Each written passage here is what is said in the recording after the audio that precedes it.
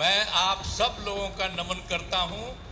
आज पार्टी की मीटिंग हो रही है, इसके लिए बधाई। और उसी के बारे में मुझको जानकारी मिली तो हम यहाँ आकर के सबको बधाई देने के लिए आए हैं। इन्हीं शब्दों के साथ मैं आपको बधाई देकर के अपनी बात समाप्त करता हूँ।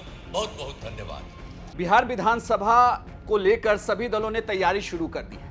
जीतन राम मांझी जो लगातार विधानसभा चुनाव के लिए हम पार्टी के लिए 40 से ज्यादा सीटों की मांग करने लगे थे, उन्होंने आज पटना में एक दलित समागम रैली बुलाई। इस रैली में भीड़ तो काफी जुटी, लेकिन बात थी नीतीश कुमार के आने की। नीतीश कुमार आए भी और महज 1 मिनट के अंदर वापस भी चले गए।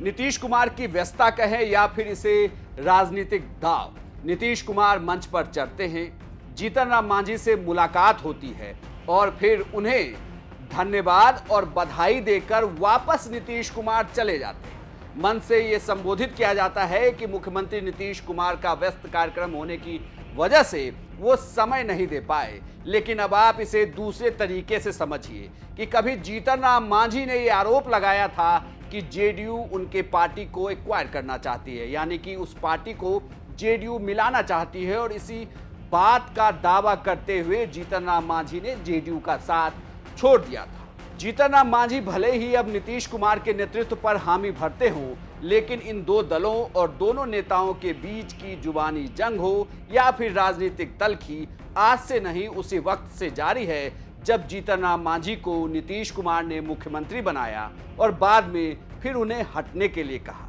उसके बाद तमाम दलों के बीच से सहयोगी बनते हुए जीतन राम मांझी की हम पार्टी अब बीजेपी की सहयोगी है, एनडीए में साझेदार है। जीतन राम मांझी भारत सरकार में मंत्री हैं, लेकिन इस बार विधानसभा चुनाव की तैयारियों को लेकर वो बड़े बड़े दावे कर रहे हैं। लगातार वो ज्यादा से ज्यादा सीटों की मांग कर रहे हैं। वो उस रोटी के हिस्से के टुकड़े का उदाहरण देते हैं जिसमें वो कहते हैं कि जिसे जितनी भूख लगेगी उसे उतनी रोटी मिलनी चाहिए। लेकिन पटना के गांधी मैदान में आज जो कुछ भी हुआ, या यूं कहें कि नीतीश कुमार ने व्यस्त कार्यक्रम के बीच मंच पर जितना समय दिया, उससे तो यही लगता है कि राजनीतिक तौर पर वो चूंकि एनडीए के सहयोगी तो हैं, लेकिन जेडीयू के सहयोगी नहीं।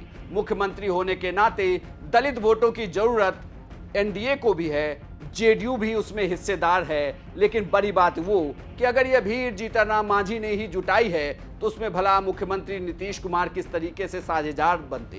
तभी तो वो मंच पर आए, महज 1 मिनट का वक्त दिया, सीढ़ियों से चढ़ते हुए ऊपर आए, जीतन राम मांझी से मुलाकात की, उन्हें धन्यवाद दिया, बधाई दी और लगे हाथ वापस लौट भी गए। अब समझिए जरा कि जिस मंच पर नीतीश कुमार ने महज 60 सेकंड ही बिताया हो, उस पार्टी को एनडीए में कितनी सीटें दी जाएगी, इस पर मंथन तो होना बनता है। लेकिन कुल मिलाकर इससे एक राजनीतिक संदेश तो यही जाता है कि नीतीश कुमार दलितों का वोट तो चाहते हैं, लेकिन उस मंच से बहुत कुछ बोलना नहीं चाहते जिस मंच पर जीतन राम मांझी मौजूद रहे हों।